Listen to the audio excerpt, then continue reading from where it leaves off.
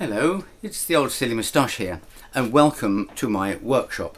I say workshop, it's a worktop with some facilities around here, and behind you there are a load of white goods, fridge, freezer, washing machine and stuff like that, and up here are our stores of pasta and tins and jars and such like, and over here I've got my other guitar and music related impedimenta and a PA system which is mercifully just out of sight.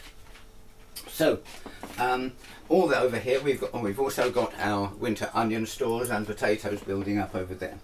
So someone whose YouTube ID I have carelessly mislaid asked to see my string box, which I thought was rather strange, but if you demand, I must supply. So here is my string box, and it is this thing. It is a really useful box. That's not an opinion.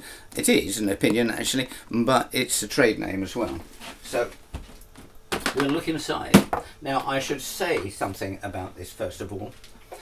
For many years I have been a customer of D'Addario, and I've used phosphor bronze uncoated EJ16s light gauge, EJ17s medium gauge for dreadnoughts and such like, triple O's and smaller guitars just like gauge. Okay.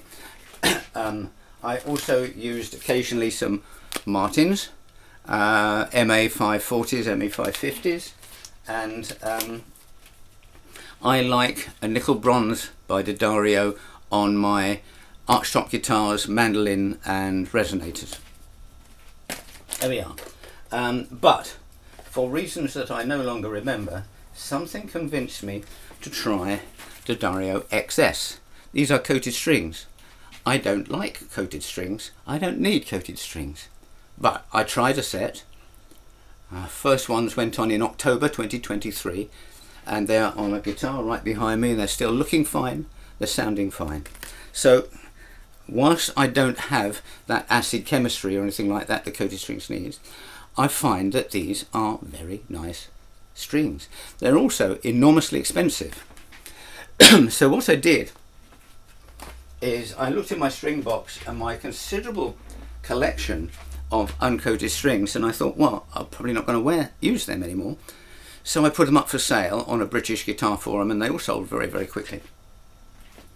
So this string box is a little bit less full up than it would normally be, and I have some of these large 10-pack boxes which are precious because they no longer do them, but I've got my medium gauge strings there, and my light gauge strings, and then my 12 strings. I can't get coated strings for my 12 string guitars at the moment, which is rather unfortunate, so I stay with my EJ42s, is it?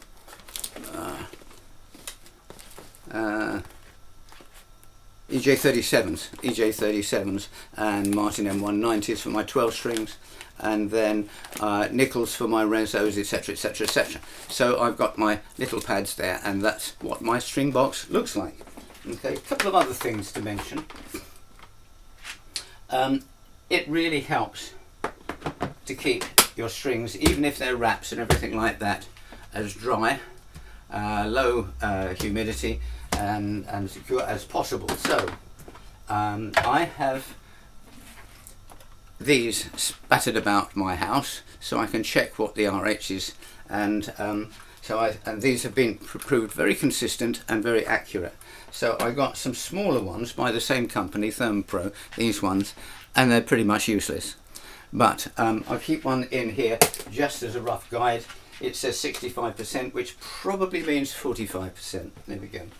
And the other thing I do, all of these things about dehumidifiers and things like that for guitars and such like, very expensive. This is a little cotton bag full of a desiccant.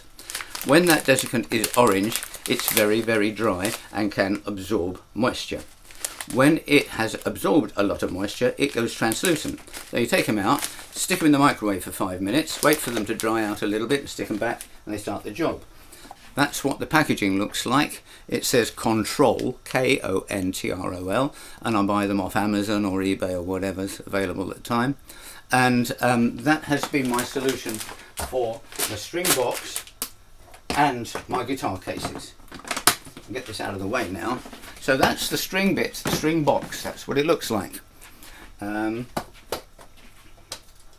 thought it might be interested in this one to actually talk about what I do when I change strings without actually changing strings. So first of all, how long have those strings been on? Well, I get a rough and ready one. Every guitar, every flat top guitar I has a little Princess Mary box like this, which looks after my valuable blue chip picks and Vagans and things like that. And it has a little card in there that I put in saying what I changed and when I changed them. But I also have this. Yes, I'm an analytic. Okay, and this gives me a full history of every guitar, and in particular, you know, things like this. So I can also list that detail, but also I measure the action every time I change them and the relief, which gives me a good idea of what's happening to that guitar. It gives me the details of what I own and what I've sold and things like that as well. Right, okay. I thought it might be interesting to show you not how I change strings, I've done that elsewhere, but my modus operandi are my tools. I always put, this is the worktop, it's belly button height, I don't have to bend over, it's well lit, and I always put my guitars facing upwards. And these are my tools, an Ancient Planet Waves neck holder thingy doodad, right? And the headstock is always over the edge of the worktop. I'm very old now, and my sight is going dim, so I put my reading glasses on. Do you like that? And I've got arthritic hands, so I don't spend ages doing that. Haven't done that for a long time. I have these. This is a Bosch IXO screwdriver, which lives on a little charging station there. This is a StewMac doodah, which is for winding and unwinding. And I like these so much that I have two of them up here, always on charge. Not that they need it much. So I'm going to put that back on now. There we go. And I'll put that up there. There we go. Right, that's out of the way. Releasing the tension on the old strings, I found this, which I think is the best pin puller on the market at the moment. It just slots very carefully over the headstock of, whoops, get it around the right way, of the bridge pin, and then you just leave it up. It has a little hardish rubber nub there, which is where you apply the pressure to the bridge or to the back of the to the top of the guitar without leaving any marks. I get the jitters if I see metal work around here. And then we're going to put a new set on. I'll unwind all 6, lay them out along here, and then what I'll do after cleaning and polishing the guitar as necessary, I will restring 6, 1, 5, 2, 4, 3. That way I don't get in my own way. Okay. You will see that with my slotted headstocks I prefer to wind the 1st string and the 6th string from the hole in the capstan outwards, and the rest from the hole in the capstan inwards. That helps me run the strings as straight as possible over the nut. That suits me. Less nut wear, perhaps. I cut the strings. I have my own arrangements about how long past the capstan I cut the strings, and this was another Ancient Planet Waves tools that had a winder on it. Don't need that anymore, but I just have these. I've had other side cutters and things like that. This is the best one I found, so that's my precious little tool. To remove the strings, sometimes one might need a little dental probe, and sometimes a small long nose set of pliers. When I'm putting on the new strings, and I've fitted them in this side, and I've cut them, as I said, to my preferred length, I will put a 90% bend in the string, and I'll use those particular tool for that job. And then I'll tension them up, I'll wind them all up, I'll get them approximately in tension. My tuner of choice is a Unitune by TC Electronics. I think they're great. And then I use this. Another little gadget that I bought. It's called a string stretcher with an A at the end and not an ER. And this is what I do with them. I'll hook that under the string there and press down with that other little notch like that. All right, and I'll run it up and down the string 2 or 3 times. I'll bring a bit of tension. Now, I don't know whether strings actually need stretching, but I think they might need balancing, and let me explain that.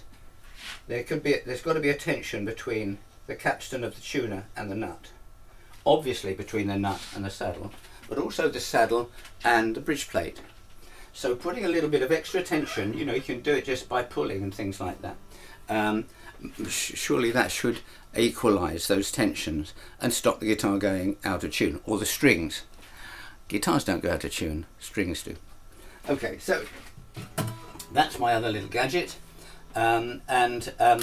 What I do when I put a new set of strings on is I like to just check the neck relief with my spark plug thingies, and I have an ancient but still perfectly functioning StewMac string action gauge, which even my old eyes with ease can just about see. So I can monitor a guitar to see if it's slowly moving up as far as neck, as far as action, whatever. And that's about it. So if you have any questions about all this, please put a comment below. I will read it and I will respond. And this is why I'm making this video, because someone asked a question. I love questions and I like to answer them if I possibly can. So I read all your comments. Okay. The other thing is, of course, I do less and less gigs nowadays, but I do more and more teaching. So teaching or mentoring, and I do that one-to-one, strictly one-to-one, and you drive the whole process, and it becomes more of a mentoring thing. I don't teach classical or jazz. I'm not that clever, and I don't use notation or tablature.